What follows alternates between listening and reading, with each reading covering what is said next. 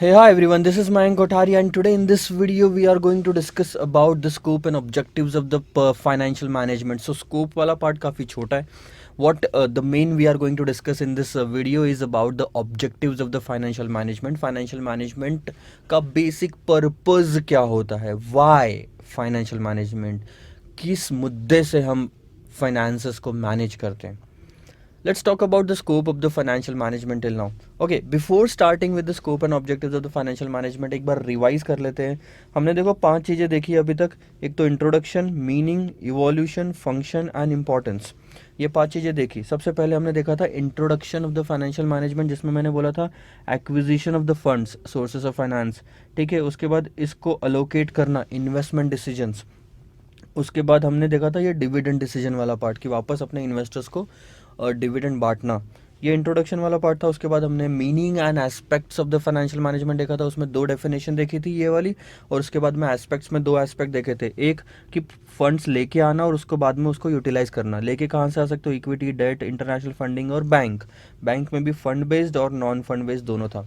Utilise कहाँ करते हो फंड्स को, फिक्स्ड एसेट्स में और वर्किंग कैपिटल में. ठीक है. उसके बाद में हमने क्या देखा, इवोल्यूशन. इवोल्यूशन के 3 फेजेस थी, traditional phase, transitional phase and then the modern phase. So modern phase is currently going on. उसके बाद में हमने देखा इंपॉर्टेंस ऑफ फाइनेंशियल मैनेजमेंट. 6 से 7 पॉइंट देखे हमने इसके अंदर में. पहले 3 पॉइंट बैलेंस शीट से रिलेटेड थे, बाद के 4 पॉइंट आपके प्रॉफिट एंड लॉस अकाउंट से रिलेटेड है. सो सबसे पहला पॉइंट था कि आपका ओवर इन्वेस्टमेंट नहीं होना चाहिए फिक्स्ड एसेट्स में. फिर कैश इनफ्लो आउटफ्लो मेंटेन करके रखना है. उसके बाद में वर्किंग कैपिटल में सफिशिएंट बैलेंस होना चाहिए था. ये 3 पॉइंट थे आपके बैलेंस शीट से रिलेटेड. उसके बाद में था सेल्स के रेवेन्यू के टारगेट सेट करना. उसके बाद ये जो सेलिंग होती है इसके प्राइसेस इस तरह से सेट करना, करेक्ट प्राइसेस, ताकि प्रॉफिट बढ़ाया जा सके. थोड़ा और नीचे आओ, प्रॉफिट एंड लॉस अकाउंट में एक्सपेंसेस आते हैं. एक्सपेंसेस को कंट्रोल करना, controlling the general and administrative expenses. ठीक है. और नीचे आओ तो आता है टैक्स वाला पार्ट, टैक्स की प्लानिंग करना. So tax planning is another thing. ये 4 चीज़ें प्रॉफिट एंड लॉस अकाउंट में याद रहनी चाहिए. अगर क्वेश्चन आता है इंपॉर्टेंस बताओ फाइनेंशियल मैनेजमेंट का, याद दिमाग में बिल्कुल आना चाहिए. 3 पॉइंट थे बैलेंस शीट के, 4 पॉइंट थे आपके प्रॉफिट एंड लॉस अकाउंट के. उसके बाद में अब हम देखेंगे objectives of the financial management. कोई भी बिजनेस अगर मैं स्टार्ट करता हूँ, ध्यान दीजिएगा मेरे मैं क्या बोले जा रहा हूँ आपको. कोई भी बिजनेस अगर शुरू करता है तो उसका मेन पर्पज़ क्या होता है, क्यों शुरुआत होती है बिजनेस की, प्रॉफिट कमाने के लिए. सो पहला ऑब्जेक्टिव क्या हो गया, प्रॉफिट मैक्सिमाइजेशन. कोई भी चाहेगा कि मेरी कंपनी का, मेरी ऑर्गेनाइजेशन का, मेरी छोटी सी दुकान का प्रॉफिट बढ़े. मेरा मेन उद्देश्य क्या होता है, प्रॉफिट को मैक्सिमाइज करना. This is the first objective of the profit maximization. But आधे से ज़्यादा मैं आपको प्रैक्टिकलिटी बताता हूँ. जितनी भी दुकानें आप आसपास देखते हो, जितने भी आप कंपनीज आसपास देखते हो, 70% लोग प्रॉफिट मैक्सिमाइजेशन पे बहुत फोकस करते हैं. उनको सिर्फ प्रॉफिट बढ़ाना होता है. बहुत ही कम कंपनीज ऐसे होती है जो प्रॉफिट के भी बियॉन्ड देखती है. सिर्फ प्रॉफिट मैक्सिमाइजेशन पे फोकस करना आपको प्रॉब्लम में डाल सकता है. क्यों? क्योंकि बहुत सारी प्रॉब्लम इसकी वजह से अराइज हो सकती है. सर प्रॉब्लम कैसी कैसी है जो अराइज हो सकती है, इस पे क्वेश्चन भी आता है. आपको एग्जाम में क्वेश्चन आ सकता है कि लिमिटेशंस बताओ प्रॉफिट मैक्सिमाइजेशन की, क्या क्या प्रॉब्लम खड़ी हो सकती है सिर्फ अगर प्रॉफिट मैक्सिमाइजेशन पे फोकस किया तो. आइए देखते हैं 2-3 question. So this is the first part, profit maximization. This is going to be the first objectives of the financial management. Profit को मैक्सिमाइज करना यानी कि कंपनी का प्रॉफिट बढ़ाना. क्या क्या प्रॉब्लम फेस हो सकती है देखो. सबसे पहली प्रॉब्लम, एक्सप्लेन करो द लिमिटेशन. सबसे पहले यानी कि क्या क्या क्वेश्चंस आ सकते हैं एग्जाम में, मैं दोनों साथ में लेके चल रहा हूँ. एग्जाम में किस तरह के क्वेश्चन आएंगे प्रॉफिट मैक्सिमाइजेशन पर फोकस करने की प्रॉब्लम से related. So explain the limitation of profit maximization of objectives और फाइनेंशियल मैनेजमेंट का जो ये ऑब्जेक्टिव है प्रॉफिट मैक्सिमाइजेशन, उसकी लिमिटेशन एक्सप्लेन करो. दूसरा एक अलग तरीके से अगर क्वेश्चन को फ्रेम करना है तो profit maximization is not an operationally feasible criteria. तो क्यों? एक क्वेश्चन ये भी आ सकता है कि problems faced with the profit maximization objective. क्या क्या प्रॉब्लम आपको फेस करनी पड़ सकती है प्रॉफिट मैक्सिमाइजेशन वाली ऑब्जेक्टिव में. सो ये तीनों का मतलब और आंसर एक ही लिखना है. 4 आपको बेसिक पॉइंट्स लिखने हैं इसके अंदर में, याद रखना. सबसे पहला पॉइंट, प्रॉफिट टर्म बहुत वेग टर्म है. क्यों वेग है? बिकॉज ये कौन सा प्रॉफिट की बात कर रहा है ये नहीं बताता आपको. प्रॉफिट मैक्सिमाइजेशन, क्या आप earning before interest and tax की बात कर रहे हैं?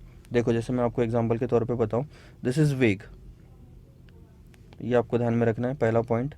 सो अगर मैं आपको एग्जांपल के तौर पे बताऊं तो ये ले लो सेल्स है, ठीक है। इसके बाद में कॉस्ट आ गया, तो हम यहाँ पे निकालते हैं EBIT, इसमें से हम इंटरेस्ट माइनस करते हैं तो आता है EBT, इसमें से टैक्स माइनस करते हैं तो यहाँ आता है EAT, ठीक है। इसमें से डिविडेंड माइनस करो तो फिर वो इक्विटी वालों के लिए जो EAT बचा है वो आता है। अब इसमें से प्रॉफिट कौन कौन सा है? Earning before interest and tax भी प्रॉफिट है, अर्निंग बिफोर टैक्स भी प्रॉफिट है, अर्निंग आफ्टर टैक्स भी प्रॉफिट है, और इक्विटी अर्निंग आफ्टर टैक्स भी प्रॉफिट है। कौन से प्रॉफिट की बात कर रहा है ये पता नहीं चलता प्रॉफिट मैक्सिमाइजेशन में, because that is why it is called as vague term. Vague मतलब स्पेसिफिक नहीं है, कोई आइडिया नहीं आता। इसके बाद में ये रुपीज़ में होता है, कई बार ये परसेंटेज में भी हो सकता है कि मैंने 10% प्रॉफिट कमाया, हम ये भी तो बोलते हैं मैंने 15% प्रॉफिट कमाया, कभी मैं बोलता हूँ मैंने 2 करोड़ रुपए प्रॉफिट कमाया। सो ये वेग होने की वजह से, मतलब ये टर्म वेग है, इतना वेग है कि आपको ये नहीं समझ में आता कि ये परसेंटेज की बात कर रहा है या रुपीज़ की बात कर रहा है। So the first problem is the profit maximization, जो प्रॉफिट टर्म जो है ये वेग है। दूसरा पॉइंट, टाइमिंग हम भूल जाते हैं। प्रॉफिट मैक्सिमाइज करने अगर हमारा पर्पज़ रहा तो हम ऐसे भी प्रोजेक्ट सिलेक्ट कर लेंगे जो कि शायद बहुत सालों बाद प्रॉफिट देंगे। फॉर एग्जांपल मैं बताता हूँ, second, profit maximization as an objective does not take into account the time pattern of returns, ठीक है। सो यहाँ पे मैं पैटर्न नोट करूँगा। सो टाइम पैटर्न की बात मैं करता हूँ। मान लो आपके पास में 2 प्रोजेक्ट है, project A, project B. Project A आपको 10 करोड़ का प्रॉफिट देगा, प्रोजेक्ट बी आपको 2 करोड़ रुपए का प्रॉफिट देगा, ठीक है। अब 2 करोड़ भी नहीं, उसको ले लो 8 करोड़ रुपए का प्रॉफिट देगा। तो अब अगर आपका प्रॉफिट मैक्सिमाइजेशन उद्देश्य रहा, मेन ऑब्जेक्टिव रहा, तो आप प्रोजेक्ट ए सिलेक्ट करोगे। लेकिन अब मैं डिटेल बताता हूँ, ये 1 2 3 4 5 साल बाद आपको 10 करोड़ रुपए देगा, मतलब हर साल 10 करोड़ रुपए देना शुरू कर देगा। लेकिन ये जो 8 करोड़ रुपए है ये जो 8 करोड़ रुपए है, या फिर आप बोलो ये 5 साल बाद 10 करोड़ रुपए देगा, सिर्फ एक ही बार मान लो, ठीक है। और ये जो 8 करोड़ रुपए है ये आपको शायद हर साल मिलेंगे।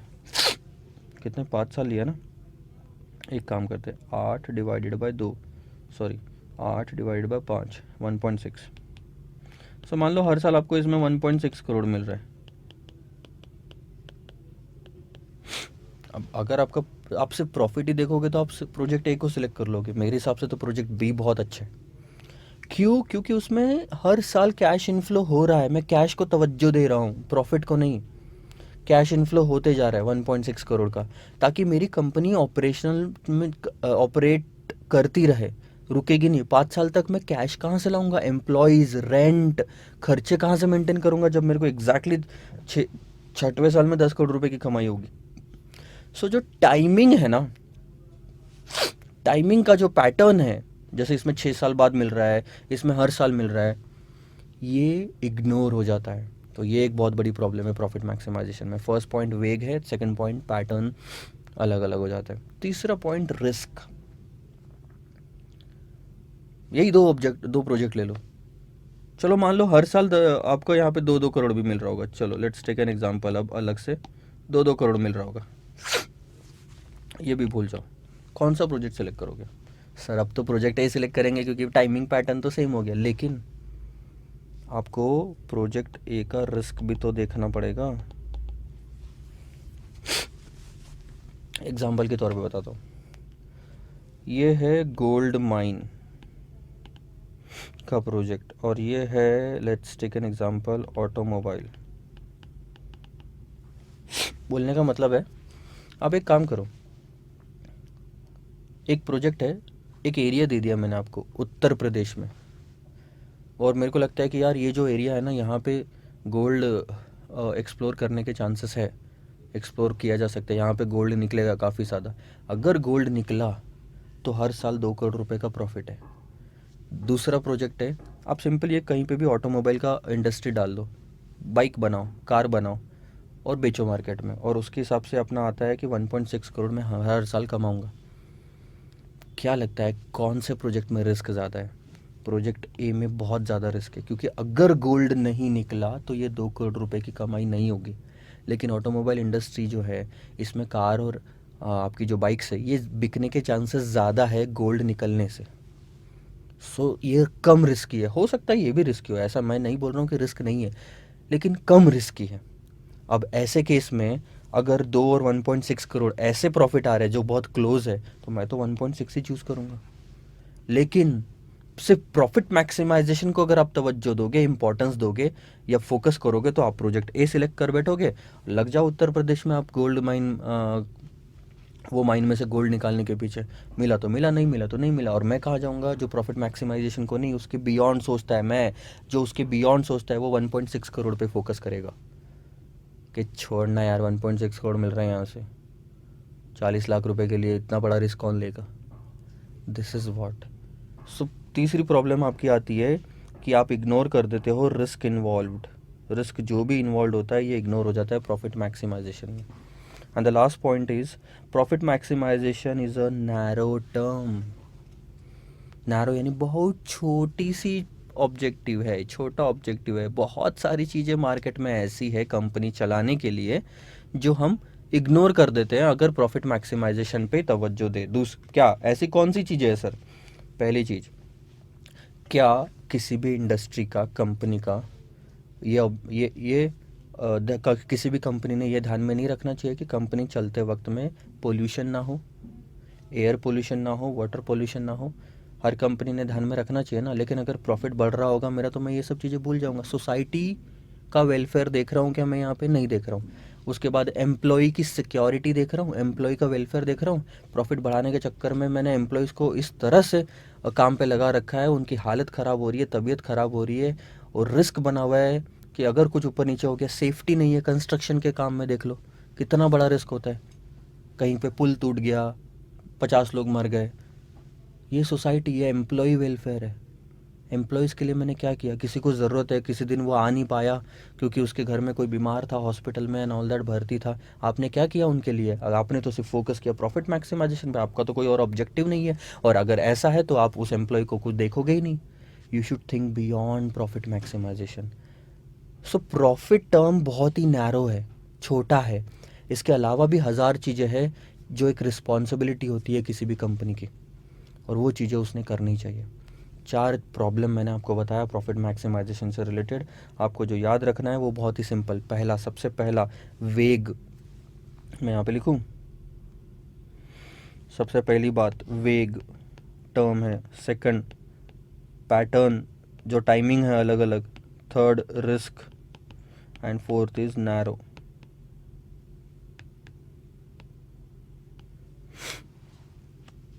बस ये चीज़ें याद रखो, आपको ख़त्म, याद रहेगा सब कुछ।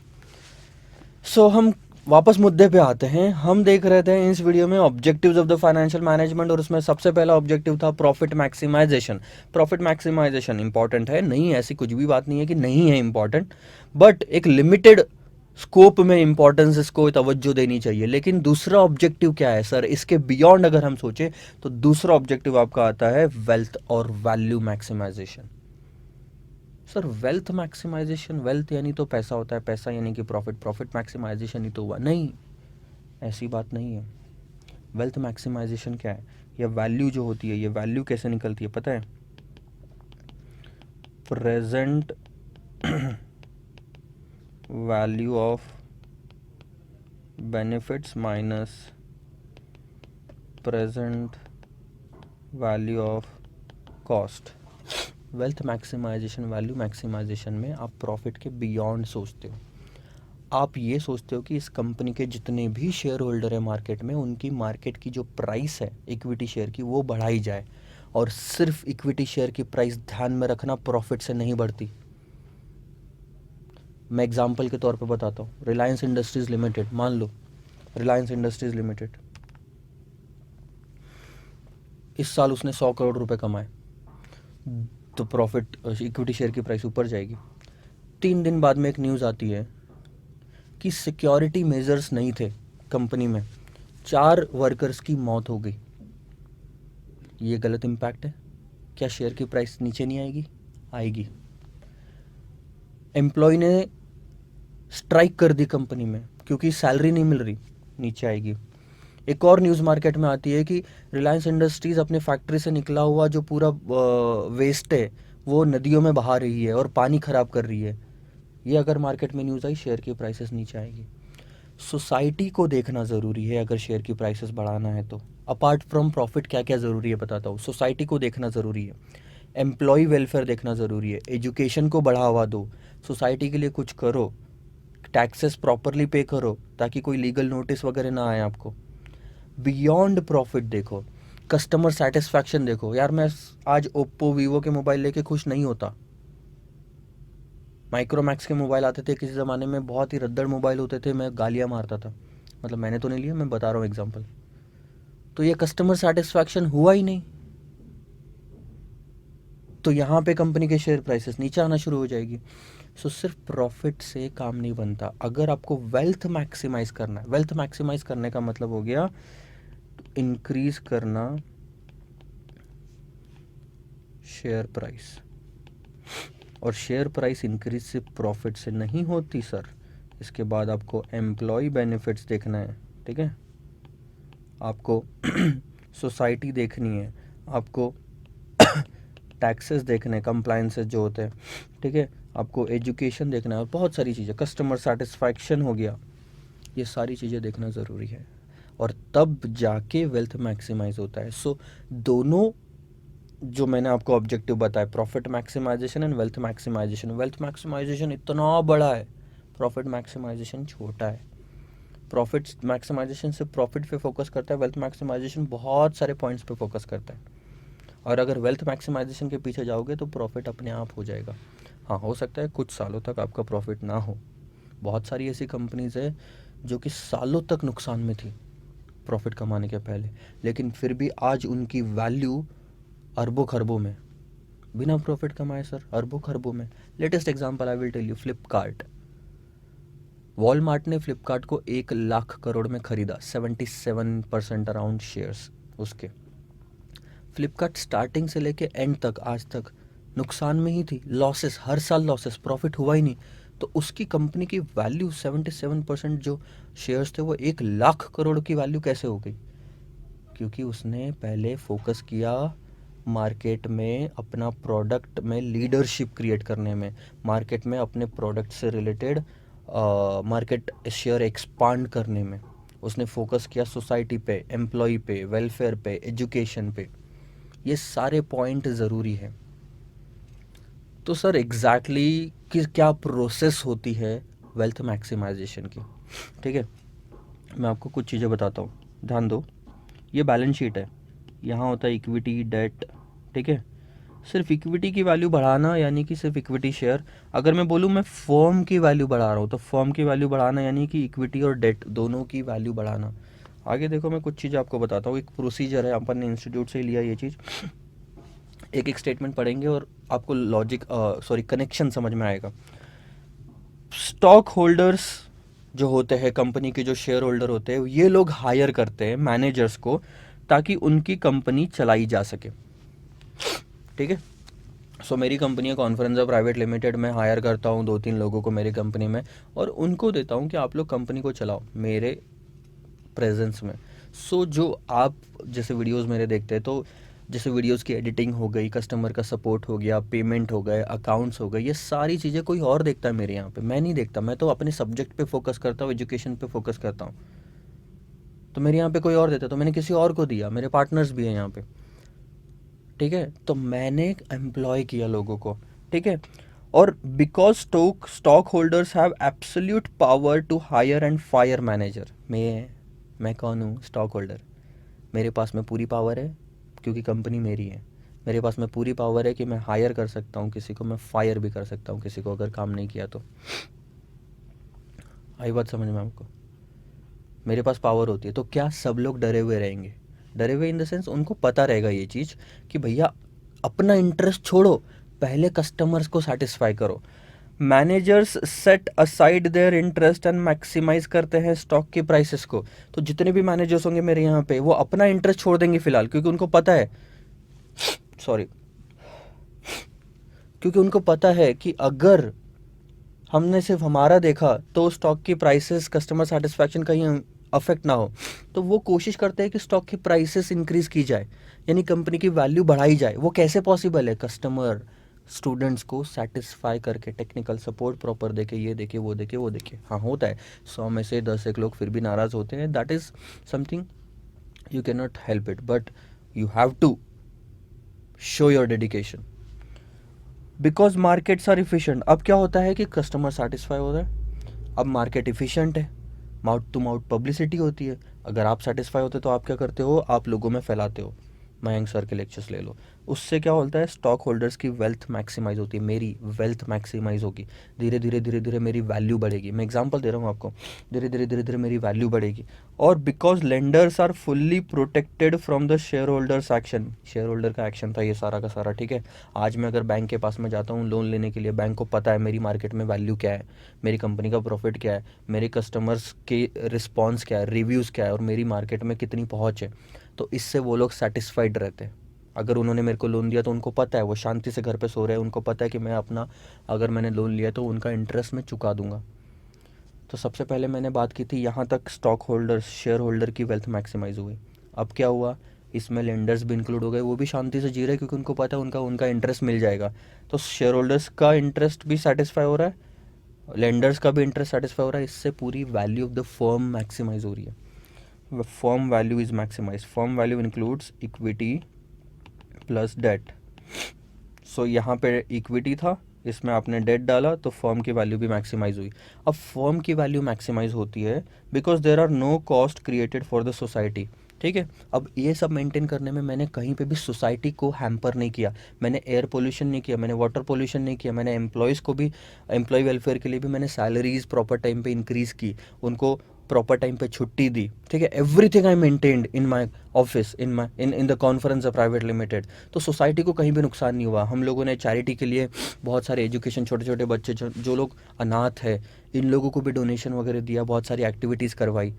तो सोसाइटी के लिए मैंने सिर्फ बेनिफिट ही क्रिएट किया, कॉस्ट कहीं क्रिएट नहीं किया, मैंने नुकसान नहीं किया कभी भी सोसाइटी का। तो इससे क्या होता है? सोशल वेलफेयर क्रिएट होता है। कॉन्फ्रेंस का नाम पूरे मार्केट में लोग सिर्फ प्रॉफिट कमाने के लिए नहीं, एक अच्छा इंसान है ऐसा बोलेंगे। चलो मेरी बात छोड़ो, आपको नहीं पता होगा, टाटा मोटर्स ले लो, रतन टाटा की आज आप रिस्पेक्ट करते हो, क्यों? क्योंकि उसने सबसे ज़्यादा पैसे कमाए? नहीं, क्योंकि उसने लोगों के लिए क्या किया। जब ताज होटल, ताज में जब आग लग, सॉरी आग बोलता हूँ, जब टेररिस्ट अटैक हुआ था उसके बाद जितने भी लोग उस पर उससे अफेक्ट हुए थे, रतन टाटा ने उनके लिए क्या किया, उनके घर वालों के लिए क्या किया, ये सबको पता है। This is called as social welfare. इससे कंपनी की वैल्यू बढ़ती है।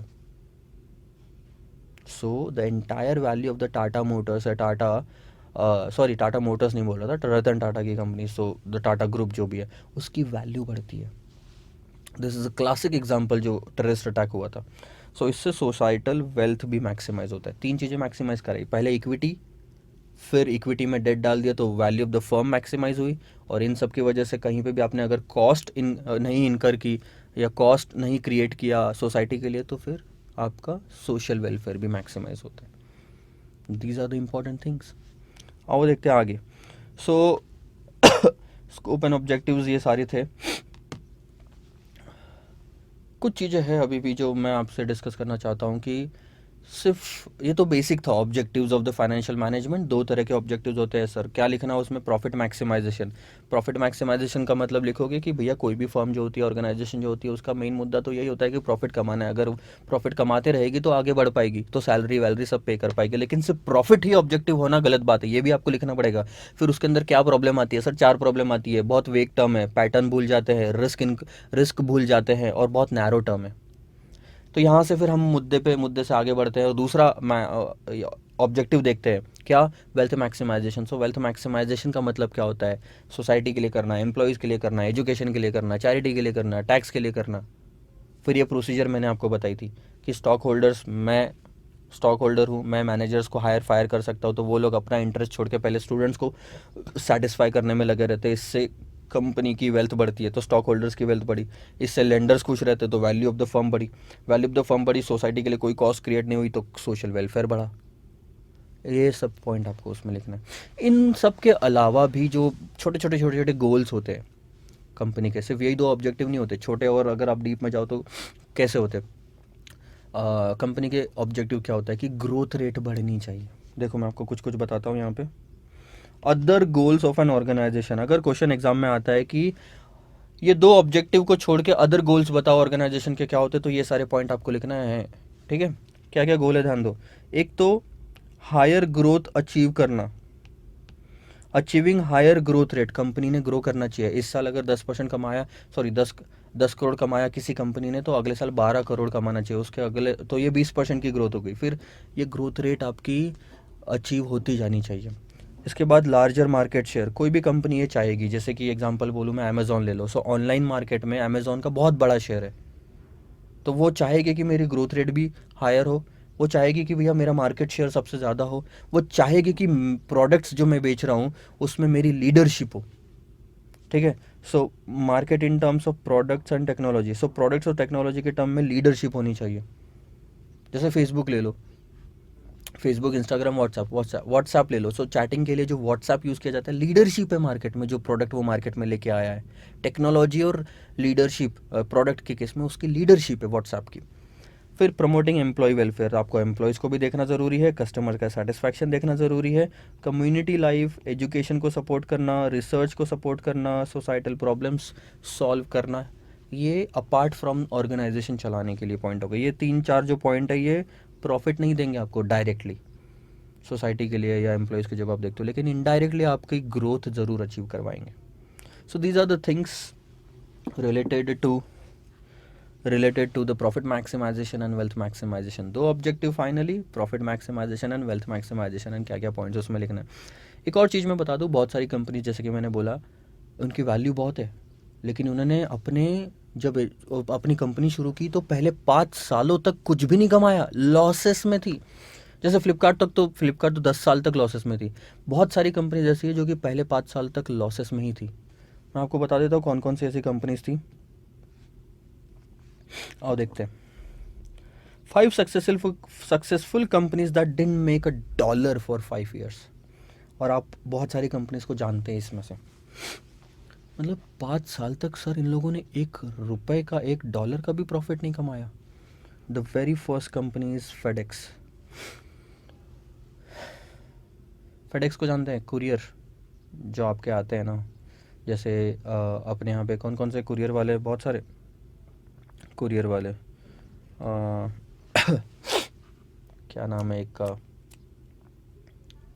मैं नाम भूल गया, जो वो DTDC एक है, जैसे वैसे ही फेडेक्स है, इंटरनेशनल कंपनी। ठीक है, इंडिया में भी है। 5 सालों तक कुछ नहीं कमाया, फिर भी ऑपरेट करती रही। कस्टमर को सेटिस्फाई करना इंपॉर्टेंट था उस टाइम पे। उसके बाद में अमेज़ॉन को आप जानते हैं। टर्नर ब्रॉडकास्टिंग सिस्टम, ये टीवी चैनल से रिलेटेड है। ESPN चैनल जो स्पोर्ट्स का आता था। And then Tesla Motors, Elon Musk की जो कंपनी है टेस्ला मोटर्स, ये सारी companies. So this is it. This is all about the scope and objectives of financial management. Note down all these things and then we'll meet in the next video with the new concept. Bye bye.